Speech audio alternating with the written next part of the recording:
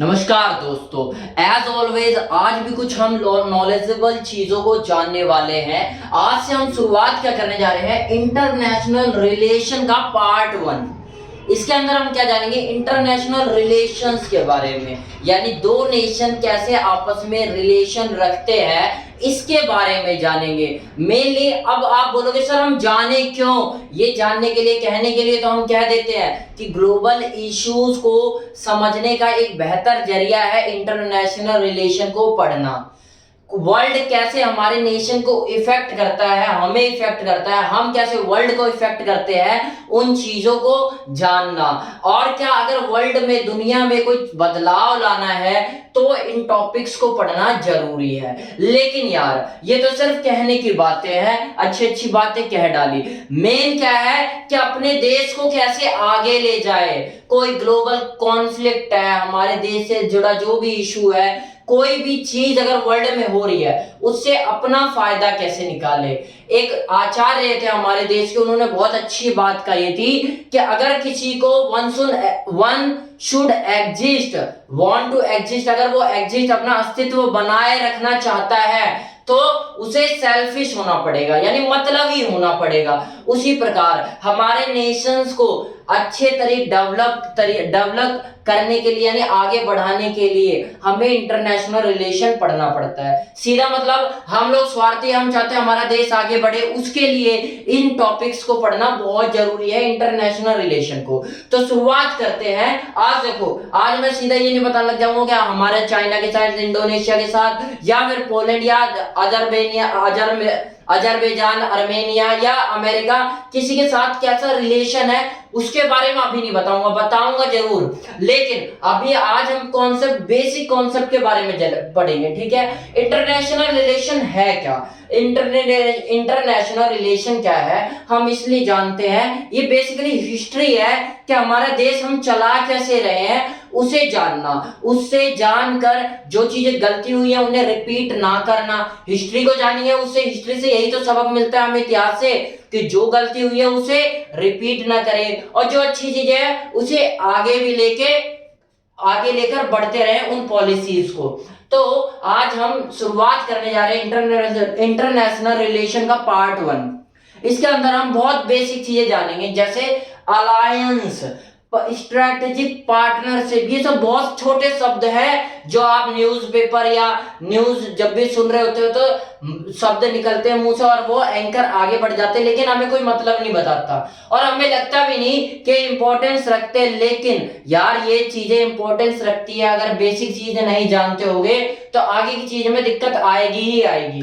तो बताता हूं, मैं शुरुआत करता हूं अलायंस से, ठीक है।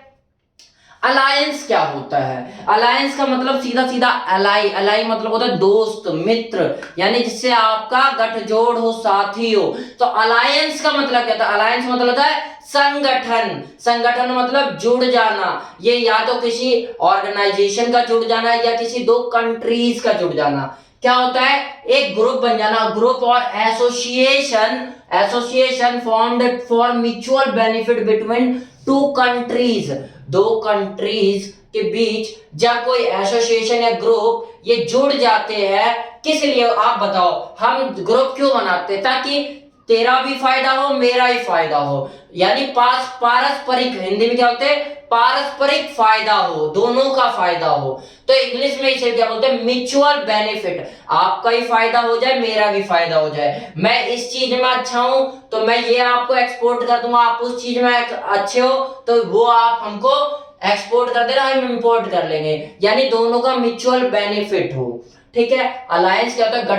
गठबंधन क्यों बनाया जाता है? ताकि म्यूचुअल बेनिफिट हो, दो कंट्रीज के बीच होता है अलायंस, ठीक है।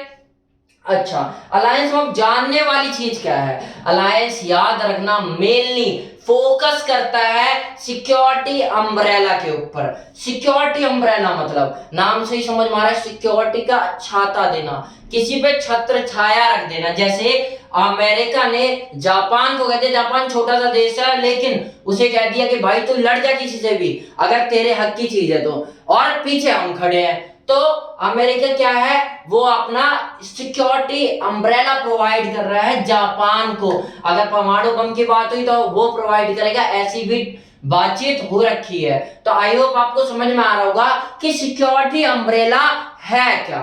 बदले में, अच्छा अगर कोई सिक्योरिटी दे रहा है तो बदले में क्या लेगा, तो सिंपल सी बात है, सिक्योरिटी दे रहा है मतलब पावरफुल नेशन है, तो उसे पावर की तो जरूरत होगी नहीं छोटे देश से, उसे क्या जरूरत होगी और चीज की, जैसे इंफ्रास्ट्रक्चर या फिर मार्केट एक्सेस। मेन होता है उसकी मार्केट का एक्सेस मिल जाता है। सुपर पावर क्या करता है, वो अपना अलायंस में, ये बातें होती है ध्यान से सुन लेना, कि सुपर पावर क्या करता है, सिक्योरिटी अम्ब्रेला प्रोवाइड करता है और बदले में क्या लेता है, वो मार्केट का एक्सेस मिल जाता है उसे। जानते छोटे छोटे पॉइंट। अलायंस क्या होता है, इट इज रिटर्न एग्रीमेंट।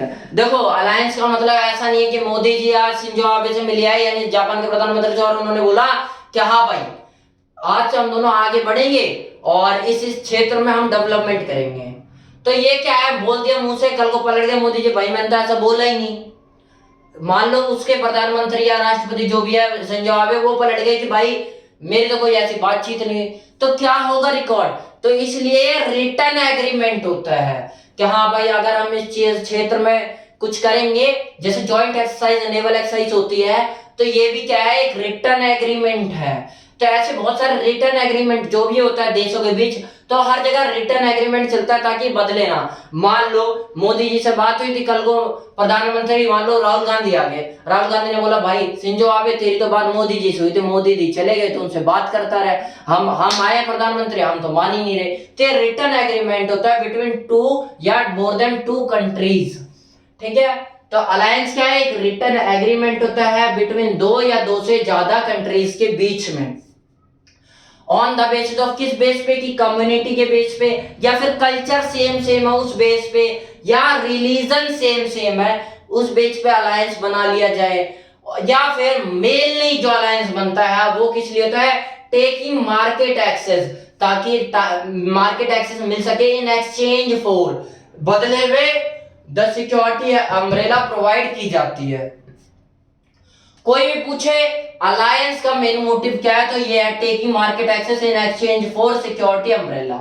हमेशा मैक्सिमम केसेस में, मेनली केसेस में क्या देखा जाता है कि अलायंस जो होता है, सुल्लो में जो शब्द अलायंस जो होता है, वो कोई सुपर पावर नेशन ही क्या करता है, प्रस्तावित करता है, यानी बोलता है अलायंस बनाने के लिए, ठीक है। आगे बढ़ते हैं। अलायंस के कुछ एग्जांपल, जैसे नाटो, दुनिया जानती नाटो को, नॉर्थ अटलांटिक टेरिटरी ऑर्गेनाइजेशन।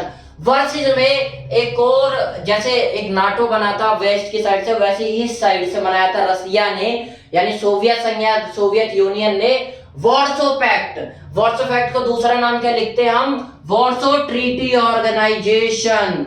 कब बनी थी ये भी इंपॉर्टेंट है, 14 मई 1995 में, जब वर्ल्ड वॉर सेकेंड खत्म हुआ था और अमेरिका और ब्रिटेन, रशिया, चाइना, रसिया, ये सब क्या थे, विजेता निकल के बाहर आए थे वर्ल्ड वॉर सेकेंड के, ठीक है। तो अब क्या थे, दो मेन पावर बचे थे, एक तो अमेरिका यानी यूएसए, और दूसरा रसिया, सोवियत यूनियन। सोवियत यूनियन और रसिया, आप बोल रहे सर में से कौन सा, सोवियत यूनियन क्या है, रसिया क्या है, देखो रसिया को माना जाता है, रसिया एक्सटेंडेड फॉर्म माना जाता है सोवियत यूनियन, मतलब बहुत सारी कंट्रीज से मिलकर आता है। लेकिन जब world war, cold war start, तो अमेरिका ने जब कोल्ड वॉर खत्म हुआ, तो रसिया यानी सोवियत यूनियन 15 देशों का में टुकड़े कर दिए उसके, तो मेन निकला था जिसे सोवियत यूनियन का शॉर्ट वर्जन माना गया, वो था रसिया। इसलिए कभी कभी हम तो रसिया या सोवियत यूनियन पर्यायवाची के तरीके से यूज कर सकते हैं। तो अमेरिका ने किसको लीड किया, नाटो नाम के संगठन को बना के, और रसिया ने किसे लीड किया, वॉर्सो पैक्ट बना के। इसके अंदर एक बात देखो, मैं आपको बता, एक बार वीडियो देख ले, तो कई बार ऐसा होता है कि वीडियो रुक जाती है तो दिक्कत होती है, तो एक बार देख लो चल रही है ना, हाँ चल रही है। तो आगे बढ़ते, मैंने क्या बोला कि अमेरिका लीड कर रहा था नाटो को और रसिया लीड कर रहा था वॉर्सो पैक्ट को। वॉर्सो पैक्ट का दूसरा वॉर्सो ऑर्गेनाइजेशन कब बनी थी, 1995 यानी 1955 14 मई को बना था ये ऑर्गेनाइजेशन। अच्छा ये क्या था, ये organisation was Warsaw treaty organisation was political and military alliance. ये था पॉलिटिकल सपोर्ट होगा इसके अंदर और मिलिट्री का सपोर्ट होगा स्टेबलाइज ऑन इतनी तारीख को स्टेबलाइज किया गया था, यानी गया था, कोई पूछ ले वर्षों कब स्टेबलाइज किया गया, फाउंड किया गया, यानी बनाया गया, ऑर्गेनाइज किया गया। तो ये 14 मई 1955 किस बीच सोवियत यूनियन अभी आप रसिया टूटने के बाद बना सोवियत यूनियन का, तो सोवियत यूनियन और several eastern European countries, western European countries को तो कौन लीड करता? अमेरिका। ईस्ट साइड कौन था? रसिया। तो रसिया किसे, उसके साथ रसिया यानी Soviet union and several other eastern European countries के बीच ये पैक्ट था। अच्छा, ईस्टर्न यूरोपियन याद रखना, रसिया एशिया में और यूरोप के दोनों हिस्सों तक पड़ा है। ऐसा नहीं बोल सकते रसिया पूरा एशिया में ही है या पूरा यूरोप में ही है।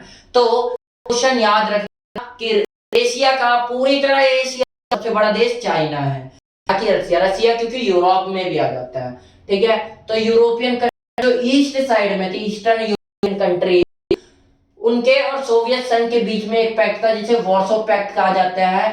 ईस्टर्न यूरोपियन कंट्रीज अगर याद रखना हो तो आप याद रख सकते हो कौन थी जिनके बीच ये पैक्ट था? Albania, Poland, Hungary, Bulgaria, Slovakia, Romania and German democratic Republic. Democratic से आप समझ मत जाना कि डेमोक्रेसी को फॉलो करते रहेंगे। ये आपको पता होगा जर्मनी दो भागों में बट गया था, एक ईस्ट जर्मनी, एक वेस्ट जर्मनी। वेस्ट जर्मनी को यूएसए लीड कर रहा है, ईस्ट जर्मनी को यूनियन कौन सोवियत यूनियन लीड कर रहा था। सोवियत यूनियन बाद में कूट के बन गया, इसलिए बार बार हम रसिया बोलते हैं, तो कोई परेशानी की बात नहीं है। समझने वाली बात क्या है, लास्ट में जर्मन डेमोक्रेटिक रिपब्लिक, ये क्या था? ईस्ट जर्मनी कहा जाता था। आपको पता होगा बाद में बर्लिन के दबाव गिरा दिए और दोनों जर्मनी एक हो गए, लेकिन उस टाइम जर्मन डेमोक्रेटिक यानी ईस्ट जर्मनी था, वो भी इन कंट्री शामिल था जो वॉर्सो पैक्ट था। आई होप आपको इतनी बात समझ में आई होगी कि अलायंस क्या होता है। उसके बाद आपने एक नया नाम सुना होगा, स्ट्रेटेजिक पार्टनरशिप। क्या सुना होगा? Strategic partnership. ये क्या होता है, इस बारे में जानते हैं हम। ये क्या होता है? ये भी एक अगेन रिटन एग्रीमेंट है, agreement but one step below alliance. Agreement होता है लेकिन एक स्टेप नीचे का होता है अलायंस। अलायंस इतना तगड़ा एग्रीमेंट नहीं होता। मतलब क्या है, उसके अंदर अलायंस में क्या होता है, पूरी तरह मान लो कंट्रीज एक ही हो जाती है, अगर लड़ाई भी हुई तो साथ देंगे, लेकिन इसके अंदर मेन बात है स्ट्रेटेजिक पार्टनरशिप में क्या होगी कि लड़ाई होगी, यानी सिक्योरिटी अम्ब्रेला होगा। तो जरूरी नहीं है साथ देंगे, यानी सिक्योरिटी प्रोवाइड करेंगे, सिक्योरिटी अम्ब्रेला प्रोवाइड करे, ऐसा नेशन के बीच जरूरी नहीं है। क्यों नहीं है जरूरी? क्योंकि because of having capability to save themselves because of non necessary discussion about security समझो क्यों नहीं है इनके बीच वो स्ट्रेटेजिक पार्टनरशिप में सिक्योरिटी अम्ब्रेला की बात? क्योंकि जिन नेशंस के बीच हो रहा होता है वो नेशन समझते हैं जो स्ट्रेटेजिक पार्टनरशिप में होता है सिक्योरिटी अम्ब्रेला एक नेशन को दूसरा प्रोवाइड नहीं करता। क्यों नहीं करता? क्योंकि इसमें क्या होता है, इस टाइम जब स्ट्रेटेजिक पार्टनरशिप हो रही होती है तो नेशंस को लगता है कि दे आर कैपेबल, ये भी कैपेबल योग्य है, ये भी योग्य है अपनी डिफेंस खुद करने के लिए, आपको सेव करने के लिए काफी है। ये चाइना इंडिया का कॉन्फ्लिक्ट होता है तो हमारे यूएसए से स्ट्रेटेजिक पार्टनरशिप है, तो यूएसए कई बार बोला कि बीच में मैं बन जाता हूँ, बिचौलिया जो करते हो आप कि आप दो लोग लफड़ा सुलझाते हैं, तो वो क्या कहता है, नहीं भाई हम खुद सुलझा लेंगे क्योंकि हम कैपेबल है। तो वो कंट्रीज जो आपस में खुद समझिए मैं आपको डिफेंस करने के लिए कैपेबल, वो स्ट्रेटेजिक पार्टनरशिप रखती है। अलायंस का मेन था सिक्योरिटी अम्ब्रेला, लेकिन इसके अंदर सिक्योरिटी अम्ब्रेला नहीं होगा, नेसेसरी नहीं है, हो सकता है लेकिन नहीं भी हो सकता, अगर तो वो अलायंस में चला जाएगा। ठीक है, तो स्ट्रेटेजिक पार्टनरशिप क्या है, ये अलायंस से थोड़ा सा नीचे आता है, ये दो कंट्रीज के बीच होती है, दोनों समझती है कि अपने आप को कैपेबिलिटी है उनके पास अपने आप को सेव करने की, इसलिए उसके अंदर सिक्योरिटी अम्ब्रेला का कोई डिस्कशन नहीं होता, no necessary discussion about security umbrella. It is multi dimensional, dimensional मतलब डायरेक्शन, इसके अंदर बहुत डायरेक्शन होते हैं, मतलब किसके बारे में ये बात करता है उसके बारे में। स्ट्रेटेजिक पार्टनरशिप में डिफेंस के बात हो जाती है, सिक्योरिटी टाइमिंग, डिफेंस मतलब हम दोनों की नेवी एक साथ है और भी चीजें। तो इन चीजों की ये नहीं कि भाई तू मेरे को प्रोवाइड करेगा, इसके अलावा ये बहुत सारी चीज है, आप जहाज जो भी चीजें खरीदनी है, मिसाइल, आर्टिलरी और भी गन वन, तो इन सबके पार्टनरशिप सबके बारे में बेचा कुची बनाने का क्या एक साथ बनाएंगे। मैं बार बार देख रहा हूँ क्योंकि कई बार वीडियो रुक जाती है तो दिक्कत होती है। हाँ तो इन सबके बारे में भी डिस्कस करते हैं। मल्टी डायमेंशनल है स्ट्रेटेजिक पार्टनरशिप जिसमें डिफेंस की बात हो जाती है। एजुकेशन से रिलेटेड कि भाई देखो हमारे स्टूडेंट आपके यहाँ आएंगे, आपके स्टूडेंट हमारे यहाँ आएंगे। इंफ्रास्ट्रक्चर, इंफ्रास्ट्रक्चर मतलब हम आपके यहाँ सड़क या पोर्ट बना देते हैं, जैसे चाइना ने श्रीलंका बनाया, तो इस टाइप की भी पार्टनरशिप। या फिर कल्चरल बेस पे कि जैसे देखो हमारे जो जैसे मान लो कि कुछ धार्मिक स्थल है महादेव के जो चाइना की टेरिटरी पड़ जाते हैं, लेकिन हम हिंदू के नाते उन्हें जाना होता है हमें, तो हम बातचीत कर लेते हैं कि भाई हमारे यहाँ तुम्हारे यहाँ आएंगे, तो हमारे तुम्हारे यहाँ आएंगे, तुम्हारे लोग जो बुद्धिस्ट है अगर कोई प्रतिमा हमारे यहाँ है तो उन्हें देखना चाहे तो वो देख। तो कल्चरल बेस की ये पार्टनरशिप होती है। अच्छा और क्या, और एग्जांपल जैसे partnership between India and Japan, Japan और इंडिया के बीच एक पार्टनरशिप हुई है, कौन सी, कोल्ड एज कहते हैं जिसे जॉइंट नेवल एक्सरसाइज। ये होती क्यों है, ये होती है to prevention of illegal fishing. बहुत सारा पाया गया कि यार इलीगल फिशिंग से हमारे देश की सरकारें चिंतित है, तो ये इंडिया और जापान मिलकर जॉइंट नेवल एक्सरसाइज कर रहे ताकि रोक सके इलीगल फिशिंग को। ठीक है, टू टाइप ऑफ ऑपरेशन, देखो मान लो कोई ऑपरेशन करना हुआ, दो देश के आपस में एक्सरसाइज कर रखे से, तो दो टाइप के ऑपरेशन कर सकती है वो किसी भी देश में। एक तो होती है कोवर्ट, कोवर्ट मतलब छुपकर, जो छुपकर होगा, जैसे एयर स्ट्राइक, छुप के पहले पता लगता ही नहीं, एकदम से एयर स्ट्राइक उसके बाद आई कि हाँ भाई एयर स्ट्राइक कर दी गई, तो उसे कोवर्ट ऑपरेशन बोलते हैं। या ओवर्ट ऑपरेशन, ओवर्ट ऑपरेशन मतलब खुलकर, जैसे वॉर लाइक सिचुएशन, जैसा अभी रशिया ने यूक्रेन के अंदर बोला कि हाँ भाई हम ऑपरेशन, स्पेशल मिलिट्री ऑपरेशन है, ये सारे क्या ओवर्ट ऑपरेशन है, ओवर्ट ऑपरेशन है, यानी खुलकर बताने की बात किया है। अच्छा उसके बाद तीसरा टर्म आता है, तो समझ में आया स्ट्रेटेजिक पार्टनरशिप क्या है, अलायंस क्या है, बस फर्क ना समझ लेना। अलायंस क्या है, बहुत मजबूत, इसके अंदर सिक्योरिटी अम्ब्रेला की बात की जाती है, लेकिन स्ट्रेटेजिक पार्टनरशिप में इसके अभाव होता है। उसके बाद आता है जियोपॉलिटिक्स, यानी वो पॉलिटिक्स जिसके अंदर ज्योग्राफी का रोल हो, role of geographical condition in foreign policy. जब आप देश नीति बनाओ तो उस ज्योग्राफी का क्या रोल है, इस बेस पर जो पॉलिटिक्स खेली जाती है उसे जियोपॉलिटिक्स बोला जाता है।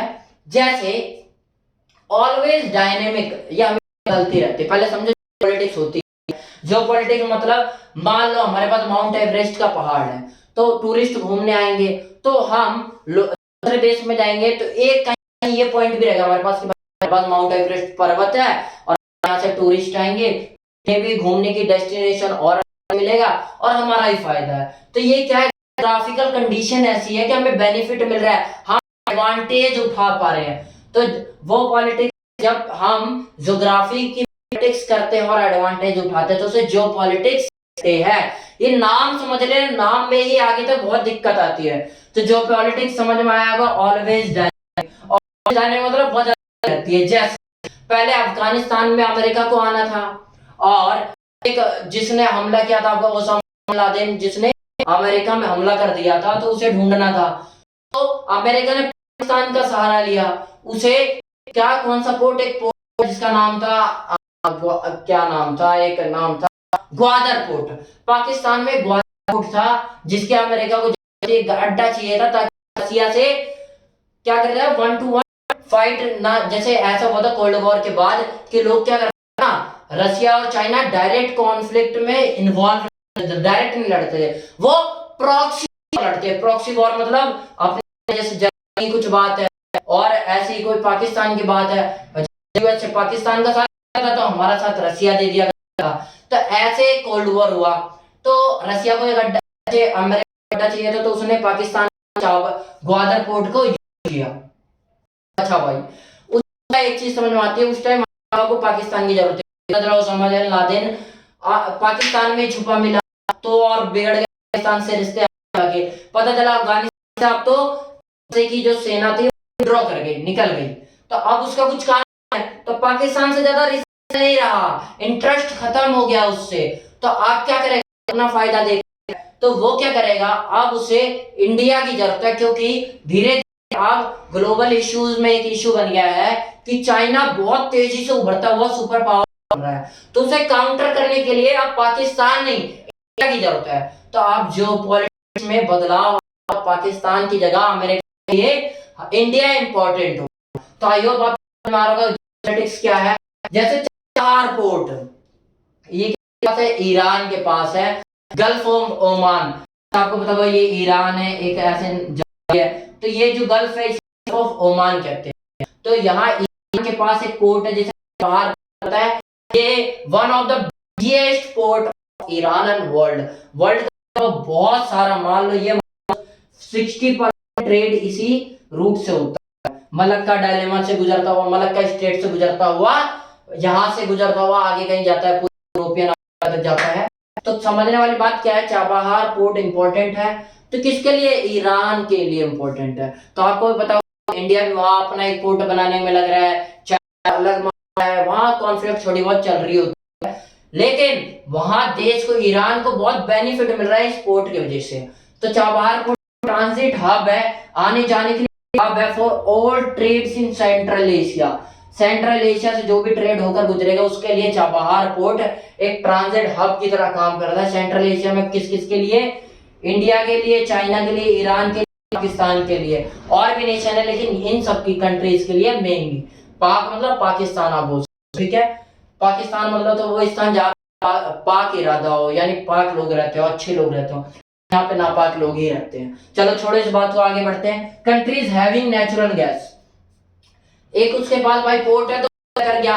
अब कई कंट्री जिनके पास नेचुरल गैस है, जैसे ईरान, कतर, रसिया, आजकल आपको पता होगा पोलैंड, और एक और कंट्री है, दो कंट्री की रसिया ने गैस काट ली और बोली रूबल में पेमेंट करो। तो ये सारा क्या है, एडवांटेज उठा रहे जो पॉलिटिक्स खेल रहे हैं, यानी उसकी ज्योग्राफिकल कंडीशन ऐसी है कि वहां पे नेचुरल गैस मिल रही है, तो उस वजह से एडवांटेज उठा रहा है रसिया, ठीक है। तो आपको समझ पॉलिटिक्स होती क्या है, ज्योग्राफी के एडवांटेज उठाना। एक्ट एज गैस क्या है, रिसोर्स की तरह काम करता है, एक्ट एज रिसोर्सेज। अच्छा, ऑयल क्या, ऑयल भी तो एक रिसोर्स की तरह काम कर रहा है। जैसे मिडल ईस्ट या कंट्रीज जिसे हम सऊदी अरेबियन बोल देते हैं, जहां से तेल निकलता है, तो इनका ये बहुत काफी इन्फ्लुएंस है हर इंडिया और चाइना और बाकी देशों की मार्केट पे, क्योंकि तेल निकल रहा है, जैसे गाड़ियां चलती है। टाइम अभी एकदम से इंडिया शिफ्ट नहीं हो सकता कि भाई तेल बंद ही कर दिया, बैटरी से गाड़ी चलाएंगे। तो अभी के लिए आने वाले टाइम में हो सकता है रिन्यूएबल एनर्जी में शिफ्ट हो रहे हम, लेकिन टाइम लगेगा। जब तक के लिए ऑयल क्या एक महत्वपूर्ण रिसोर्स की तरह काम करता है। अच्छा, आगे भी आप आई होप तो समझ में आए जो पॉलिटिक्स क्या है, स्ट्रेटेजिक पार्टनरशिप क्या है, अलायंस है। आगे हम बहुत सारी चीजों को डिस्कस करेंगे जिससे हम अगर कभी डिप्लोमेट बने, यानी यार हमें पता है जानना बहुत जरूरी है ताकि हम अपने देश के फैसले लेने में कंट्रीब्यूट कर सके, समझ सके हमारे लिए क्या अच्छा है क्या है। अच्छा, आगे जब हम पढ़ेंगे, देखो भी आपको analysis, right way to study या right way to do analysis, किसी चीज का एनालिसिस सीखना हो। इंटरनेशनल रिलेशनशिप है क्या, इंटरनेशनल रिलेशनशिप है दो नेशन के बीच रिलेशन, तो पढ़ना कैसा आ रहा है, उस रिलेशन को कंटिन्यू रखना, उसमें फेर बदलाव है तो सीधे फेर बदलाव करना। तो मतलब क्या है, हम एनालिसिस कर रहे हैं, हम मेनली, ठीक है, हम इसे पढ़ ताकि हम एनालाइज कर पाए देश को चलाना है, कैसे चलता है हमारा देश। तो एक एनालिसिस को पढ़ने के लिए एक फॉर्मूला, अच्छा फॉर्मूला है स्वॉट। क्या फॉर्मूला है, स्वॉट। S for strength, W for weakness, O for opportunity, T for threat।